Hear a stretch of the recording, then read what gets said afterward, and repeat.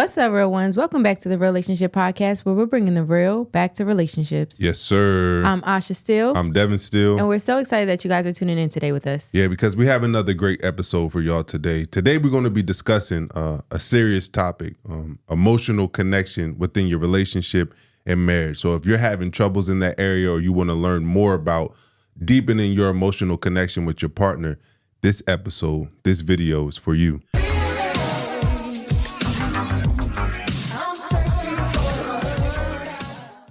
So before we get into today's episode, I have to keep it real with y'all. What you want to keep it real about? Because I had a very emotional, heartfelt moment yesterday. Yeah. To be exact. Yeah. Okay? Very. I was sitting in my room on my bed, and I was watching Arya and Amaya play.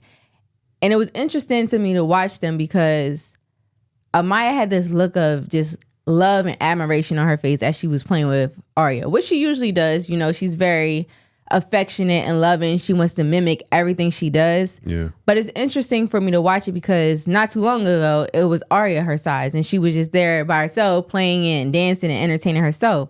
And just seeing them having that moment of sisterhood and bonding and loving on each other, it just made me reflect, and it made me think of not having those moments and not being there for those moments. Yeah. And I sat there and I was talking to God, and I said, God, I just ask that you just allow me to be here for as long as I can to experience these moments with them, because I know that I'm not going to always be here with them. Yeah. And just thinking about that, it just crushed me, right? Because you have an idea in your head, at least I do, of being on this earth until I'm in my late 90s and watching my children have children, right? Yeah. And them being ideal. Right? Yeah. And so just thinking about that and seeing those precious moments, I realized that I'm not going to always be around for precious moments. Mm. And no sooner than maybe like 5 minutes, if that, Arya looks at me and she says, Mom, you're just perfect. You're just the perfect mom. I love you so much. I need you in my life forever. Yeah. And it crushed me. Now you think that if your child says that, you're like so happy and you're like excited, you're hugging them, you're kissing them. And I did all of that and I felt that, but I felt heartbroken. I didn't see it.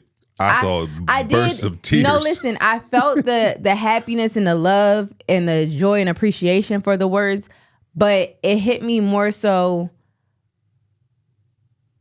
And it was a lot harder. It was emotional for me because literally just having those thoughts beforehand and realizing that I'm not going to always be there for her forever. Right. And her not realizing that at this young age that is a time where mommy and daddy's not going to be here in my life or around. Getting choked up. And it hit me like a bag of rocks, y'all. I just started bursting. You been hit by a bag of rocks before? I can imagine it hurts. You be unconscious.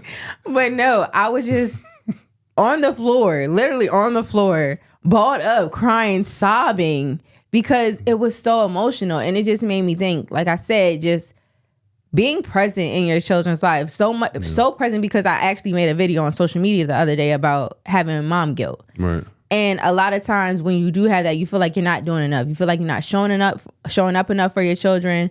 You feel like you could be doing more.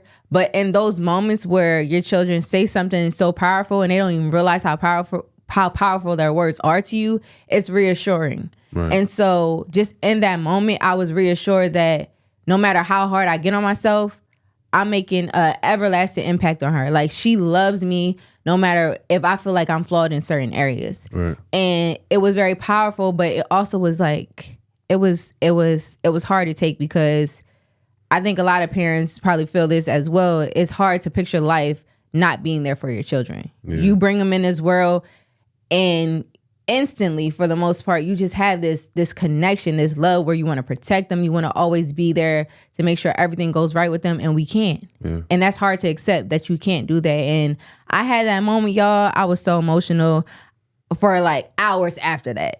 It was hard to accept that. This is how I knew you were extremely emotional and you was probably having an outer body experience, right?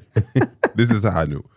Because you have like OCD. You're very you're very clean. You know what I mean?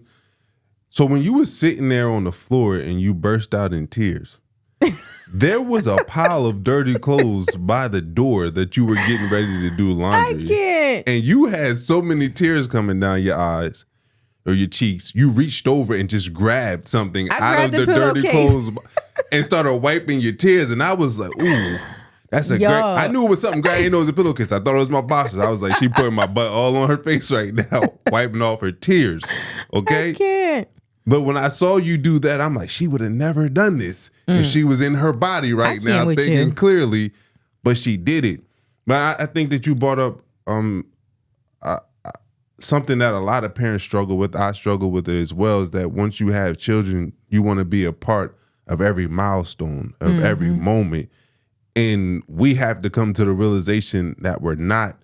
And I think that that's what makes life so precious, is that while we're here and we're present for those milestones that we should be fully present and savoring those moments as much as possible, not only for ourselves, but creating an experience that allows our children to savor those moments. Because when we're no longer here, we want them to have as many positive moments and memories to look back on to sustain them through the rest of life. Yeah. I think it's hard to have that conversation.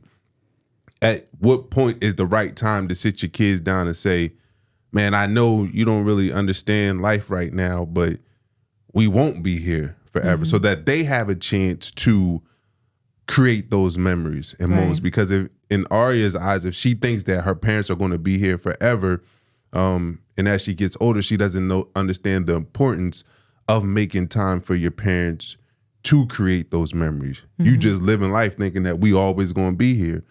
So like, at what age, and you probably don't have that answer right now, but that's something that me and you should probably look into. At what age do you sit your children down and have that conversation that, listen, we want to be here with you forever, but the reality is we won't. So we want to be able to cherish this time that we have together and create as many memories as possible. I don't know the answer to that, but yeah, it's a tough conversation to have, but that had me all types of emotional, y'all. Yeah. I want to ask you something too before we move on to the message from a real one, because I would be interested in your thoughts. Knowing that we won't be here for our kids forever, what is one thing that you want to leave them with? Whether that is a way of thinking, whether it is something monetary, what is something that you want to leave with them? Look, are we pulling out of the deck right now? Because I feel like we pulling out of the deck. That card is in the deck, but it's just something that came to mind when you just brought up the fact that we won't be here. I mean, it's hard to really pinpoint one thing specifically, because for me personally, it's a lot of things that I feel like I would have wanted poured into me. And so I feel like I'm trying to overcompensate and pouring into them. It has to be stressful. It is.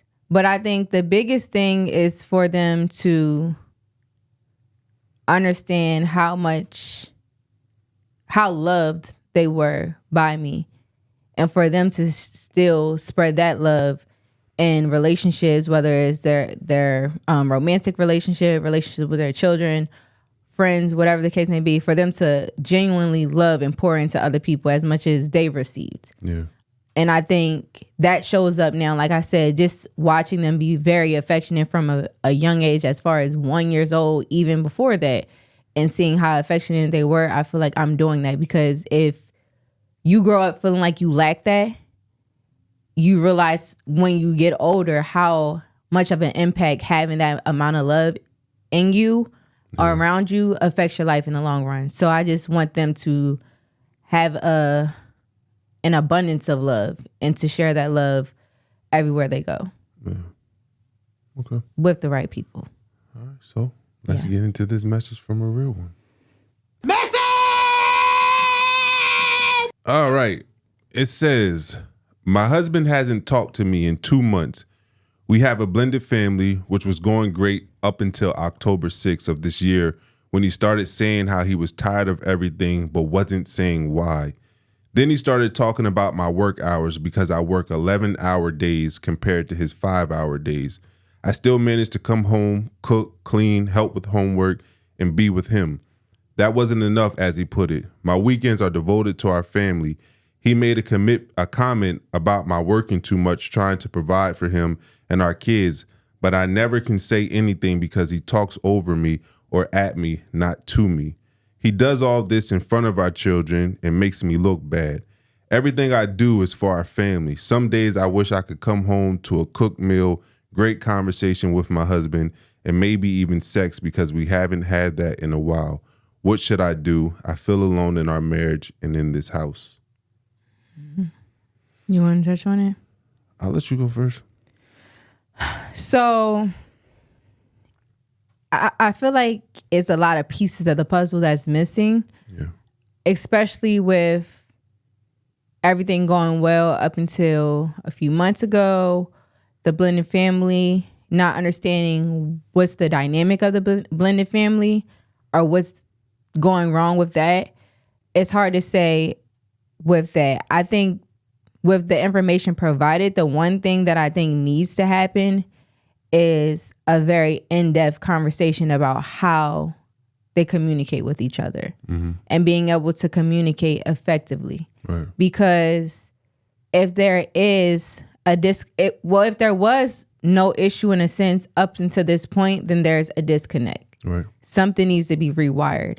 And so if you sit down and you actually talk about what that is, identify what it is, then you can work through it. But if you don't have a clear picture of what it is, or if you're not being honest and open about what it is, it's going to be hard to fix. Right. And I think that's what needs to happen because clearly it's not. Yeah. So they both have to come up and show up and be vulnerable enough to say, you know what, this is affecting me. This is impacting me. Not allow each other to play the guessing game because then you'll never know what the issue is and how to address it. Yeah. Once you know, then you can, okay, well, this is what we need to do, or we can set up a game plan. We can go this route, but it's hard to do that when you don't have any idea of what's causing this disconnect in your relationship. Another point, which we had several conversations about as well, I feel it's very important for them to have these conversations away from the children. Mm-hmm. Like, I think it's important to be able, which we talked about, if you do have disagreements, if you're having certain conversations in front of your children, to handle it in a certain manner where they can see y'all working through a problem and working through it respectfully. Yeah. But if y'all can't respectfully communicate about an issue and work through it, it's not going to be beneficial to your children. Right. And so until they can do that, I think it's very important for them to take time to step away from the children, isolate themselves, not have it, just tension in the household. They hear y'all arguing, yelling, doing all this stuff because that impacts them. Right. So being able to create a space where y'all can go separately from them and have that conversation. If it is, you having to, raise your voice a little bit or you're frustrated, sometimes we can't control that. But don't do it in front of them because whether we realize it or not, it impacts them deeply. Yeah. And especially the words that you use, if you're not being respectful and mindful of how you're talking to each other, it's going to hurt them in the long run. So I think they have to be mindful of that as well. Yeah, I agree with you. That right now it's clear that they don't know how to communicate or how to have effective conflict resolution. Ideally, you would want to be able to give your kids an example of how to do that if you have a conflict within your marriage. So number one, they know that healthy relationships do come with conflict, but people who have strong and healthy marriages have effective conflict resolution, and you want to be able to put that on display for your children. But right now, they're not at a place where they're capable of doing that. So doing that in front of them would do more damage than it actually helps set them up for future success. So I would separate or isolate those conversations from the kids right now until they properly learn how to handle these situations. And then you can exemplify that in front of the children. It's interesting because we randomly picked this message, but it ties into today's topic about emotional connection. Because what I'm hearing the husband doing is he's making a bid for connection. He's asking for her time. He wants to spend more time with her. And whenever you're in a relationship or in a marriage and your partner is complaining about not having enough time with you, that's a good thing. Yeah. Because they want you. They want to spend more time with you. A lot of times what you see happen in relationships, especially long-term relationships, couples start to grow apart and they want to spend less time with their partner. But the fact that he's making that bid for your attention and for your connection is a good thing. Here's my issue with the husband's approach to this. Is number one, we already talked about, he's not effectively communicating. His bid for connection is tied up in frustration, which doesn't allow her to receive the bid properly or understand what he's asking for. But another thing that he's doing is he's putting the pressure on her to cut back on her work hours to be home more, but he's not being that pillar of support that can hold her up when he's putting this pressure on her.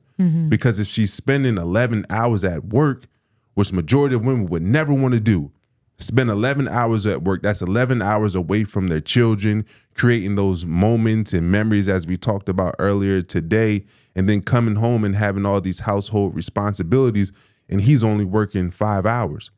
So in any type of relationship or marriage, you don't or you can't put more pressure on your partner than you are adding support to them, because that's when they break down, and that's what we're clearly seeing is happening right now. She's breaking down. She doesn't know what to do because you're putting too much pressure on her and not providing enough support because you're only working 5 hours a day. And then she has to come home and take care of all these traditional responsibilities for a woman, which isn't fair.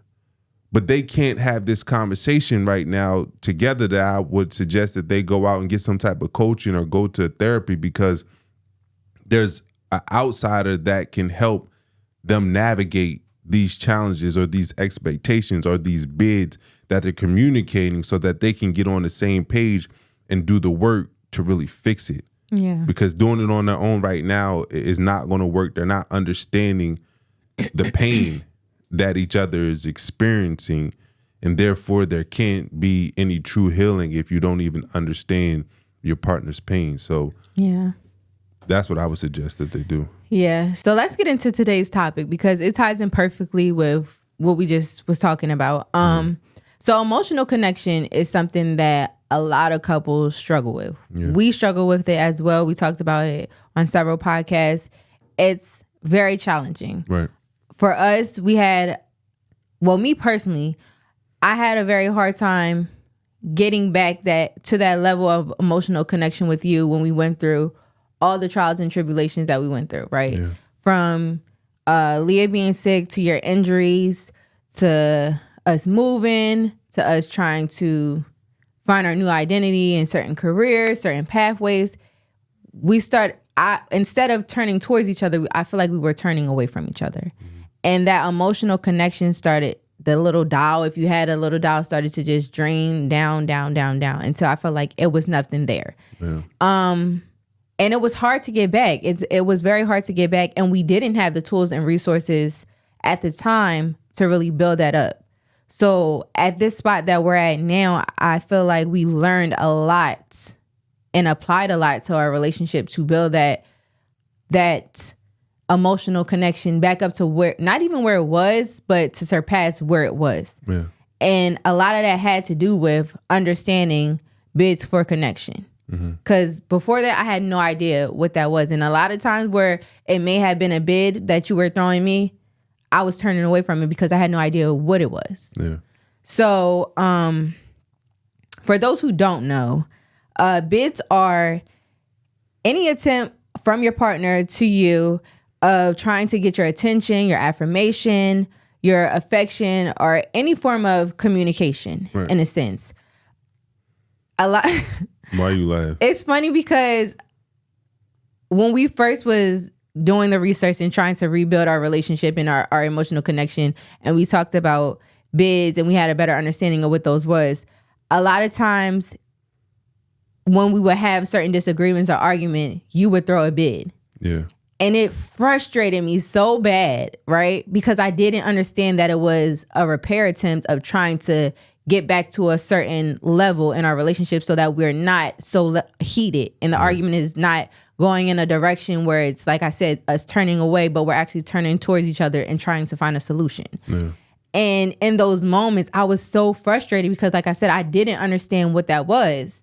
now looking back, it's funny because I realized it was you actually turning towards me and trying to throw that bid to try to say, you know what, I want your attention, I want your affection, I want to communicate properly so that we can work through this. Right. And a lot of couples don't realize what that looks like. And so instead of them working on the problem, resolving it, and it ends up creating more of a problem in the long run. Yeah. Just to even go back, just speaking about emotional connection, I think a lot of us struggle with emotional connection within our relationships because more than likely we struggle with it in our childhood.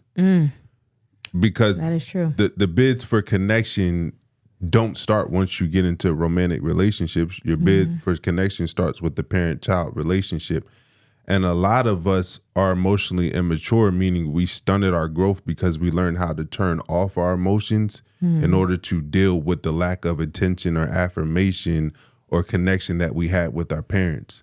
So then we stunt our growth within our childhood, and then we get into, serious relationships, and we don't know how to recognize emotions that other people are trying to display. We don't know how to communicate our emotions and our feelings. So it's hard for us to catch those bids because bids can be verbal or nonverbal. I can try to give you a kiss and that's my bid for connection, trying that physical touch, or give you a wink, or even you saying something to me and I lift my head up from my phone and I just acknowledge what you're sharing with me.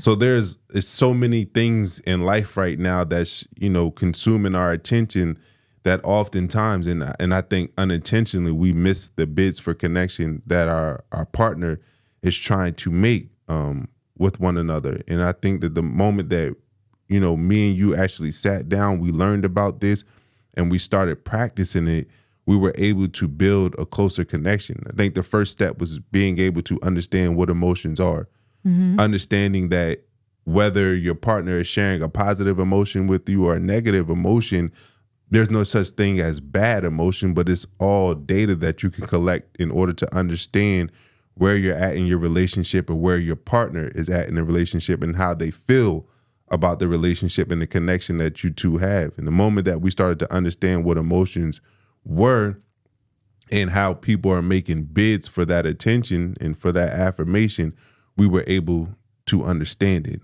Because I give you an example of where we struggled. There would be times I was having a conversation with you, and for those of y'all that don't know Asha, she be on the go. Like she be moving 100 miles an hour. I promise you, if she wore an Apple Watch all day, she would have like 50,000 steps because she doesn't sit down. She's constantly moving. She's constantly doing things. I don't understand how her feet can take her, probably why she ain't got no arch no more. I can't. But she just be moving. There are times where I would want to talk to her and her mind is on getting a task done and she's still moving. And I would just shut down. I would stop talking because I'm trying to like open up to you and share my world. It doesn't even have to be about something serious.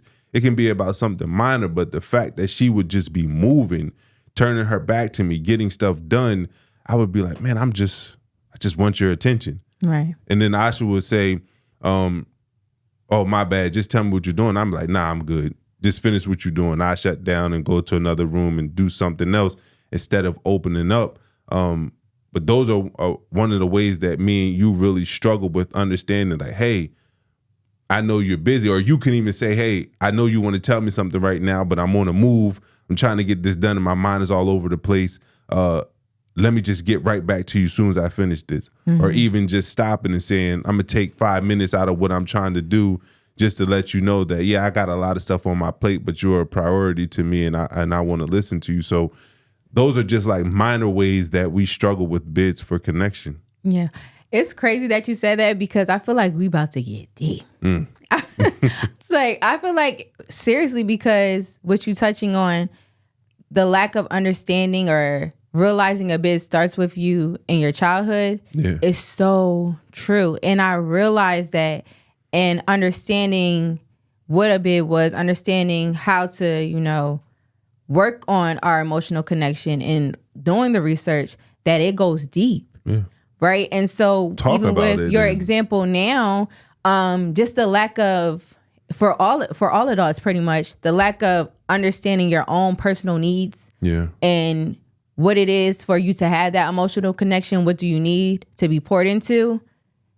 at a young age, what you're displayed and how you're, handled in a sense affects you as an adult. Yeah. And for example, just to, play off of what you just said, with me constantly moving, right? With me constantly moving, your bit of connection, which everyone bit of connection and what they feel is their connection or their bid or understanding their emotional needs looks differently, right? And so you're asking or you're wanting me to just stop and be present and pay you that attention.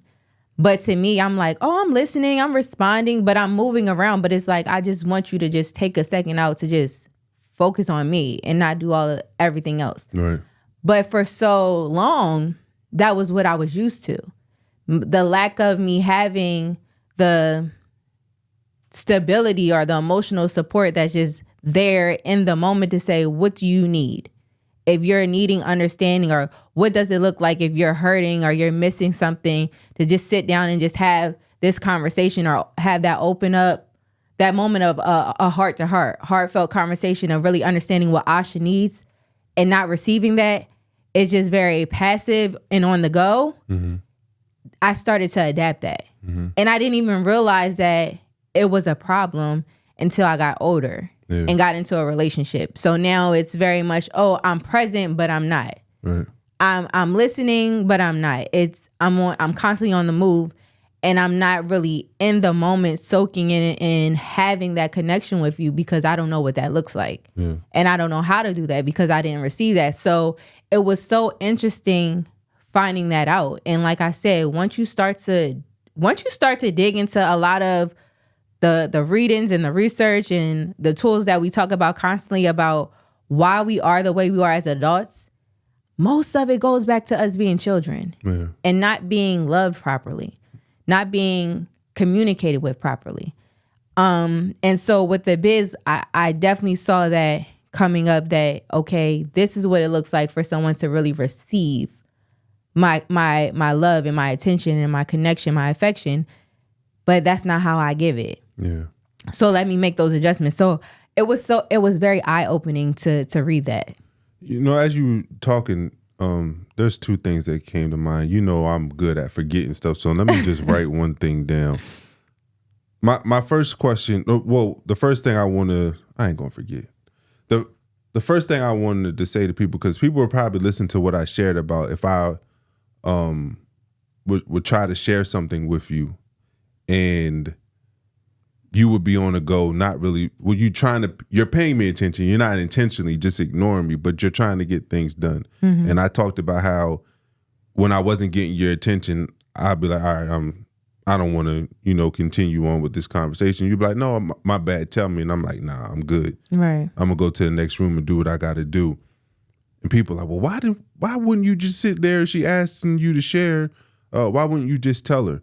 But you have to understand that most times when your partner is making a bid towards you and that bid is ignored, whether you're in a happy marriage or in a marriage that you're not satisfied with, most people don't make attempts to rebid. Mm-hmm. The moment that the bid is missed, they normally won't follow up with that same bid. I don't know why that is. I don't think that the research really shows why that is.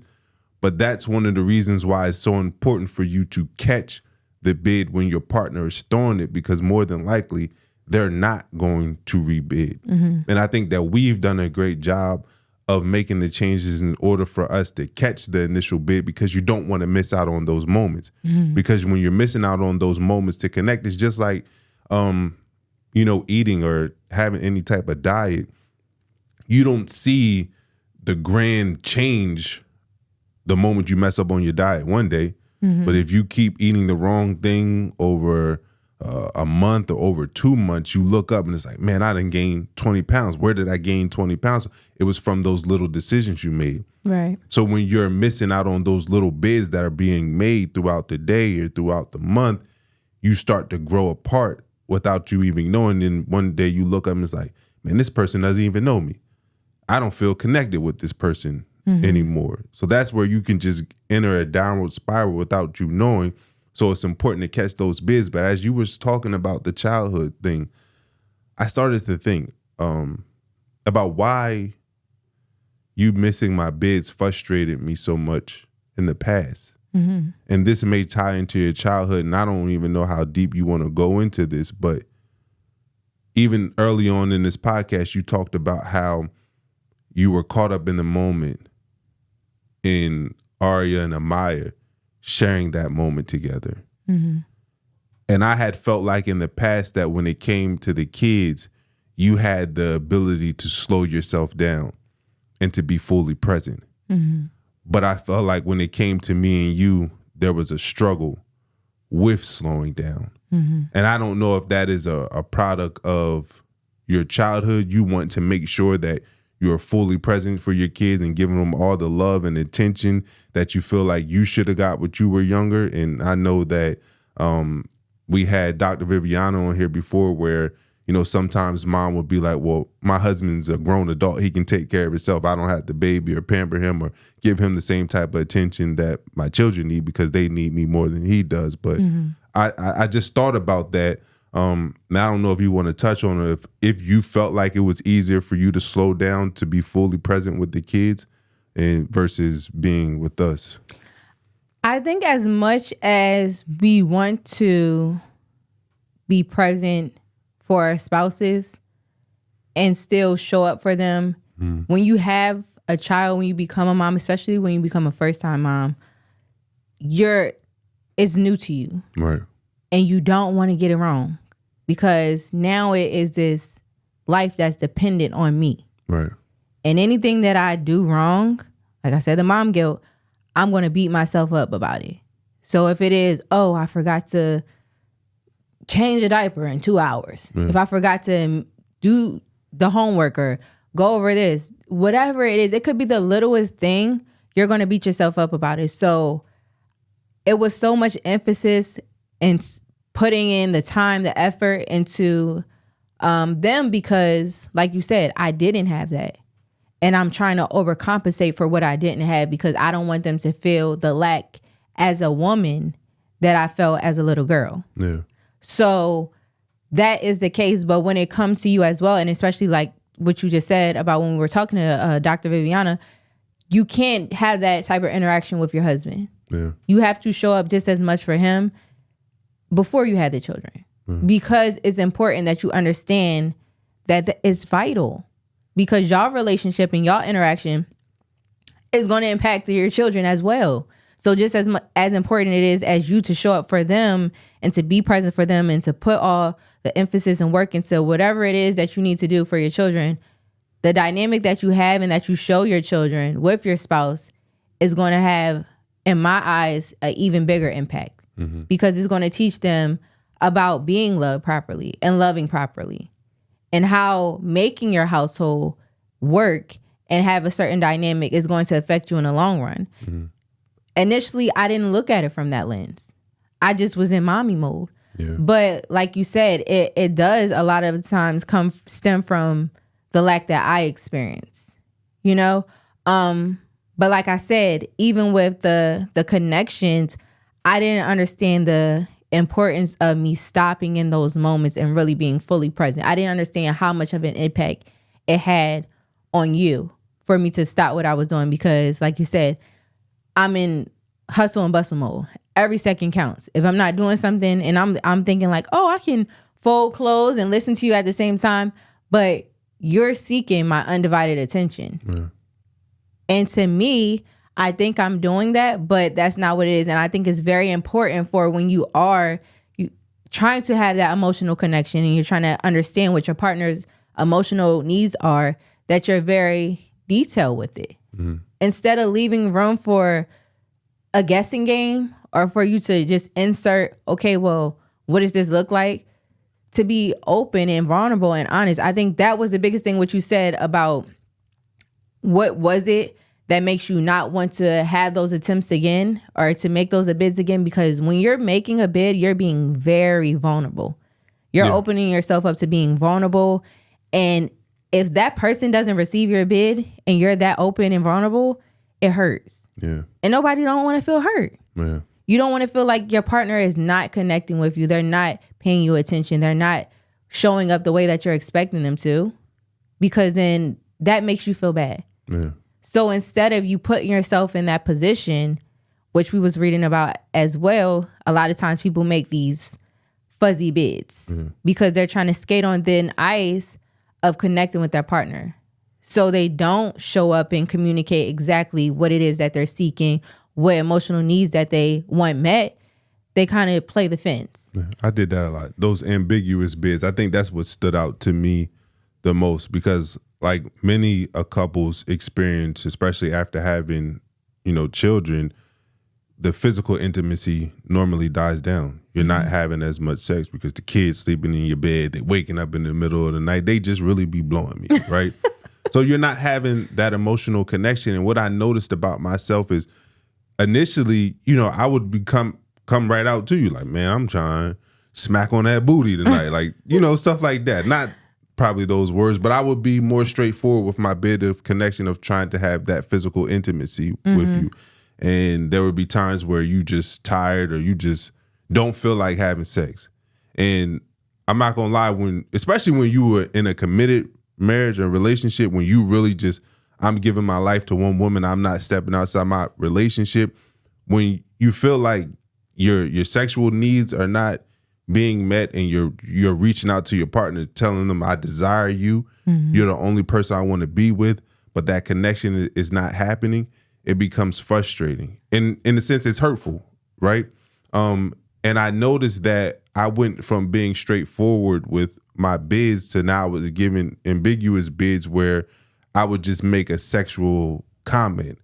Like I wouldn't just say that, I wanted to have sex with you or make love with you that night. I would just say some random behind stuff. Off the wall stuff. Yeah, off the wall stuff, hoping that you caught on to what I was saying. Like, yo, I'm horny. I'm trying to have sex. And I did that, I learned, because I felt like if I gave you a straightforward bid and you shot it down, it would hurt even more. So I would protect myself by just throwing out, cast of the net and hoping that I catch something, right? Or that I throw something down and hopefully that you catch on and pick it up. And when that didn't happen, of course, it felt better than coming straight forward to you and you just be like, nah, I can't do it tonight. You know what I mean? If I just throw out this ambiguous bid and you don't catch it, I'll be like, all right, cool. It don't hurt as much because I didn't think that you was going to catch it anyway. But it didn't create an opportunity for us or for you to know how I was feeling inside so that we can course correct and fix our marriage. So it was a lot of things that we had to work through in order to get to where we're at now so that our needs are being met. But even when you touch on how do you even get to that point? Because initially when you start making bids for connection, whether it's with a friendship or in a romantic relationship, we oftentimes start off with small, simple bids. Asking somebody to go out to lunch or just asking how their day doing or sending a text. And depending upon how that person responds to that bid, we either stop making bids or we should gradually start, going on to larger bids of trying to connect with the person, the more comfortable that we get with them. And even when we go back to the message from a real one, we can see that they're not having sex, which is a large bid for connection because you're giving your body to another person because he made a bid for connection of just your time and attention and he's not getting it. So therefore, if you're not getting the small bids for connection in a relationship right, you're not going to move on to the bigger bids. So I think it's extremely important for them, like we did with ourselves, is start recognizing the small bids that your partner is giving, and therefore they'll get more comfortable and graduate to, extending, larger bids with you because you have taken care of the little things. Yeah. I think it comes down to you just paying attention, right? Yeah. If you don't pay attention to those bids, mindfulness, the mindfulness, then you're not connecting with your partner. And when you don't connect with your partner, then that leads down a whole laundry list of don'ts. Yeah. I don't feel loved. I don't feel seen. And what does that do? That ends up in the demise of your relationship because now you don't know if that person wants to be with you. Yeah. And so I think paying attention and being mindful and intentional about receiving those bids or acknowledging those bids when they're happening, it shifts your whole perspective on things, right? And just for example, just to give you guys the example, because I know some people could be like, well, what does that look like? Yeah. For example, if we're sitting up here And going off of the message for the real one, they don't feel connected, right? Maybe she don't feel like they have a emotional or intimate connection with each other. She would like to be more intimate, or he may like to be more intimate, but they don't really know where to start. And they're just maybe watching TV, right? We're watching TV one night, we're on the couch, and she's like, oh, it's really chilly in here. Mm-hmm. I'm cold, I'm really chilly. We're sitting on two separate ends of the couch.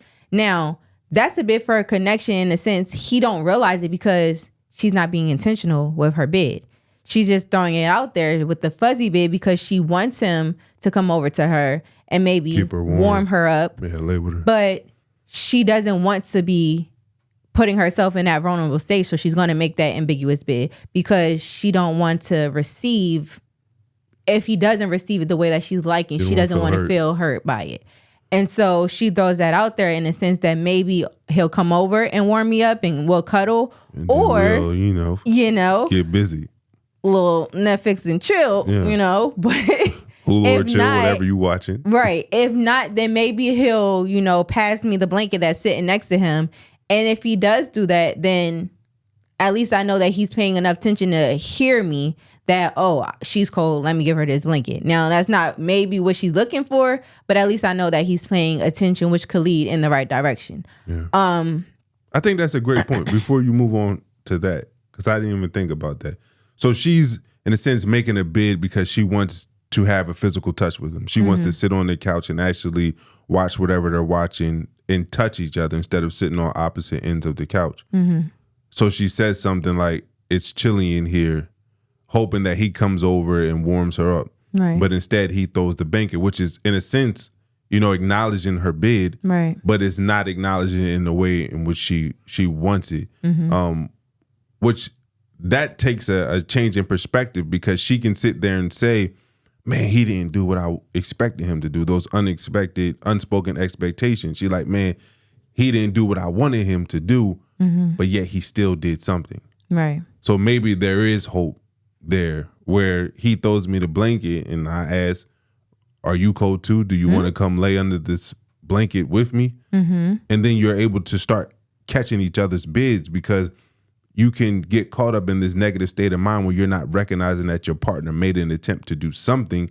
You didn't communicate your bid clearly for, valid reasons, but he still did something. So now it's like a ping pong where y'all can just keep passing each other's bids back and forth, and then there you can really build it up. But I love how you brought up a different way that she could have looked at it, rather than being stuck in the mindset that, or ruminating on the fact that he didn't answer the bid in a way in which she wanted him to. Yeah. I think it's important for you to have perspective taken when your partner is throwing you the bid and you're receiving it, to be able to sit back and look at things from a different perspective, a different lens. And like you said, if it is you throwing a curveball, like, oh, that wasn't really what I was expecting, so let me just ask, go that route. It's just he did acknowledge me. He didn't just sit there and continue watching the show or on his phone. Right. He actually heard what I was saying. He provided a solution. Right. I think that's big. Even to go as far as with, if your partner is saying from the message that I'm wanting to spend more time with you. If you can simply turn a complaint into just a simple statement, which can lead to a solution easier than you complaining about it if your delivery is changed and your perspective is changed. Yeah. So if he is saying, oh, you always working and I'm so tired of you working so much, like I wish that you would be home, being intentional with your bid by saying, babe, I know you're working. I know it's hard. I know you don't want to work 11 hours and you're doing this for our family, but I would really love to spend more time with you. Right. In that moment, it can shift from her receiving a complaint and her feeling like, well, dang, I'm out here doing all of this, and then you're complaining and you're just, nagging. I don't want to be doing this, versus it just being, what? He understands, he validates how I could possibly feel in having to work so much and not being home. He understands that I could be frustrated, but I also understand his frustrations because he wants to spend time with me and we're not able to. Yeah. So I think it's so crucial when you're, like we said, in the moments of receiving and throwing bids, that you are taking into that other person's perspective and that you're communicating things as effectively as you can possibly and clearly as you possibly can, because it makes all the difference when you're able to do that in your relationship. Yeah, I think getting in your partner's shoes or living in the moment with them and truly trying to understand the experience that they're going through in life and in the relationship.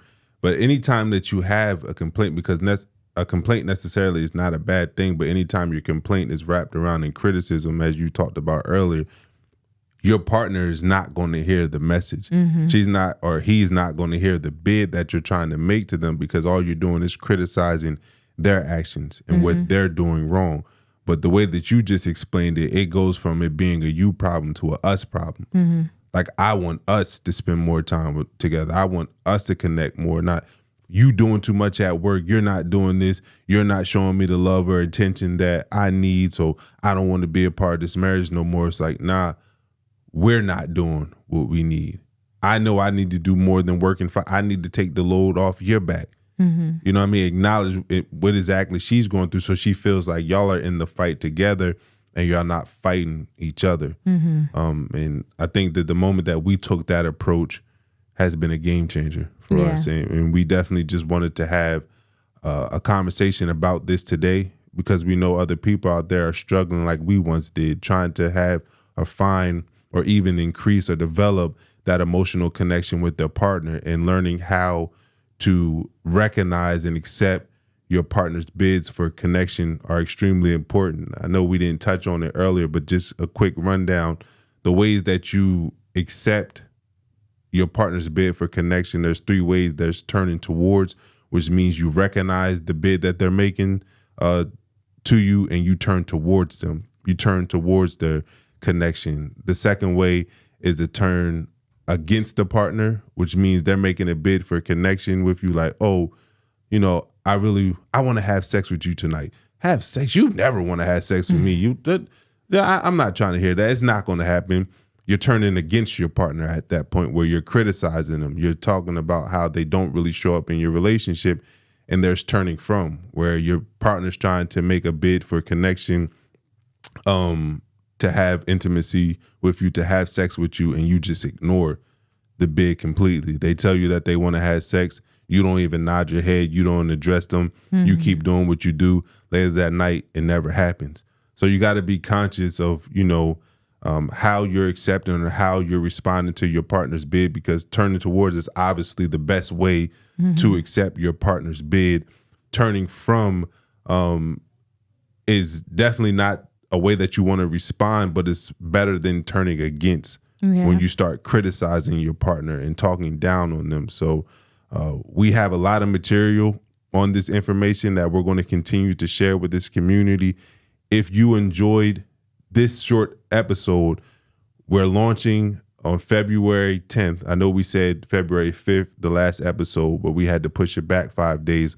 On February 10th, we are launching our Marriage Made Easier community, where we're going to be providing couples with the knowledge, tools, and skills to match the challenges that come along with being in a marriage. These are research-based intervention that we're going to be sharing with our community. We have a lot of things in store. And if you like this episode, if you like this video, make sure on February 10th that you join our Marriage Made Easier community, so you can get more in-depth analysis of the things that you can do to make your marriage easier. Yes, you guys. Until next time, keep it real. Yes, sir.